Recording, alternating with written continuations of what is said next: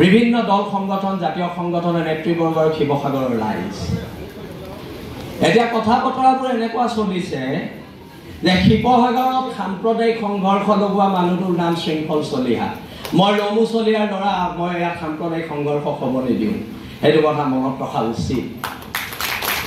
আপোনালোকে আজি ফৰিদ ইছলাম আৰু মোৰ এখন কাজিয়া ৰংঘৰ চাৰিআলি সকলো মানুহ ওলাই আহি সম্প্ৰীতি নিদৰ্শন দিয়া নাই তেওঁ আৰু মোৰ এখন ব্যক্তিগত কাজিয়া আছে তাৰ সাম্প্ৰদায়িক কথা বতৰাবোৰ চিঞৰাটো ভুল কথা বতৰা হৈছে অকল সংযম কিয় আমি হ'ব লাগে মই যোনদিনালৈকে হিন্দু বাংলাদেশীৰ বিৰোধ কৰি আছিলোঁ যোনদিনালৈকে মই অনা অসমীয়া শ্ৰেণীটোৰ বিৰোধ কৰি ৰাজপথত আন্দোলন কৰি আছিলোঁ শৃংখল তেতিয়া প্ৰচণ্ড জাতীয়তাবাদী ল'ৰা তাৰ পিছৰ পৰ্যায়ত যেতিয়া আমি সন্দেহযুক্ত মানুহৰ বিৰুদ্ধাচৰণ কৰিলোঁ শৃংখল তেতিয়া সাম্প্ৰদায়িক এই কথা বতৰাবোৰ নহ'ব শৃংখল সাম্প্ৰদায়িক কিয় নহয় জানে মই সেইদিনা গুৱাহাটীলৈ যোৱাৰ আগত মোৰ স্কুলীয়া বন্ধু ৰিয়াজৰ খুব গা বেয়া মই এইবোৰ কথা বতৰা ফেচবুকত দিয়া নাই আৰু মই ৰিয়াজক লৈ ৰাজনীতিও কৰিব বিচৰা নাই ৰিয়াজক ডিব্ৰুগড় মেডিকেলৰ প্ৰিন্সিপালৰ লগত কথা পাতি মই নিজৰ পইচাৰে এম্বুলেন্স ঠিক কৰি দি ৰিয়াজক মই নিজেই দাঙি এম্বুলেন্সত তুলি ডিব্ৰুগড় মেডিকেলত পঠিয়াইহে মই গুৱাহাটীলৈ গৈছোঁ সেইটো হৈছে শিৱসাগৰৰ সমন্বয় এই কথা বতৰাবিলাক চলিব আমি কম আমাৰ মনত খুব আছে আমি আমাৰ কথাবোৰ কম আজি না কংগ্ৰেছৰ কাবাৰ লগত মোৰ কথা বতৰা হৈছে না বিজেপিৰ কাবাৰ লগত কথা বতৰা হৈছে না ৰাইজৰ দলৰ কাবাৰ লগত মোৰ কথা বতৰা হৈছে মোৰ কথা বতৰা হৈছে জাতীয়তাবাদৰ ওপৰত মোৰ কথা বতৰা হৈছে অসম নামৰ মাজনী কেনেকৈ বাচিব তাৰ ওপৰত এতিয়া সংবিধান ওপৰত বেলেগৰে আছে নি আজি মনিৰুল ইছলাম বৰাক আপোনালোকে সোধক শৃংখল চলিয়া ঘৰ কেনেকৈ চলে আজি যদি শিৱসাগৰ বিধায়কজনে কয় মই হিমন্ত বিশ্ব শৰ্মাৰ পৰা পইচা লৈছোঁ নিশ্চয়কৈ মোৰ ঘৰৰ মানুহৰ গাত লাগিব মোৰ গাত লাগিব শৃংখলে আজি এতিয়া কৈছে শৃংখলে শিৱসাগৰত হিমন্ত বিশ্বৰ পৰা পইচা লৈ অসমৰ ইতিহাসৰ আটাইতকৈ কলংকিত মানুহজনক MLA বনাব লাগিছে মই MLA বনাব পাৰিম নেকি শিৱসাগৰ ৰাইজে MLA বনাব মই পাৰিম নেকি কাবাক MLA বনাবলৈ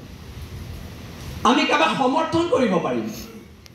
MLA বনাব নোৱাৰো নহয় ইয়াত 1,20,000 30,000 ভোট আছে সেই মানুহখিনিয়ে ডিচিশ্যন ল'ব বাৰে বাৰে মোক যদি কৈ থাকে বিজেপিৰ দালাল মোৰ তাত আপত্তি আছে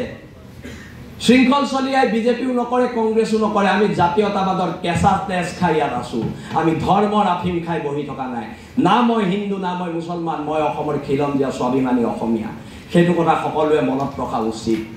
যিসকলে আমাক এই ধৰণৰ কথা বতৰাবোৰ কৈ আছে আজি প্ৰত্যেকটো ক্ষেত্ৰতে আজি এটা অভিযোগ আনিছে শিৱসাগৰ বিধায়কে যে শৃংখলে হিমন্ত বিশ্ব শৰ্মাৰ পৰা পইচা লৈ শিৱসাগৰত হিন্দু মুছলিম লগাবলৈ চেষ্টা কৰিছে এনেধৰণৰ কথা বতৰাবিলাক গৰিহণাৰ যোগ্য হয় নে নহয় ইয়াত বহি থকা ৰাইজে বিচাৰ কৰিব মই বিচাৰ নকৰোঁ এইটো আপোনালোকে বিচাৰ কৰিব কিন্তু যিটো মানুহে আজিলৈকে হিমন্ত বিশ্বৰ ছাঁটোতে গছকি পোৱা নাই সেই মানুহটোক হিমন্ত বিশ্বৰ এজেণ্ট আখ্যা দিছে সেইকাৰণে মই কথা বতৰাবিলাক স্পষ্টকৈ কৈছোঁ শিৱসাগৰত কাৰোবাৰ ৰাজনৈতিক লাভালাভৰ কাৰণে শিৱসাগৰত এনেকুৱা টুলুঙা আৰু সাম্প্ৰদায়িক কথা বতৰা হ'ব সেইটোও হ'বলৈ দিয়া নহ'ব কিন্তু সেইটো স্পষ্টকৈ আমি কৈ দিছোঁ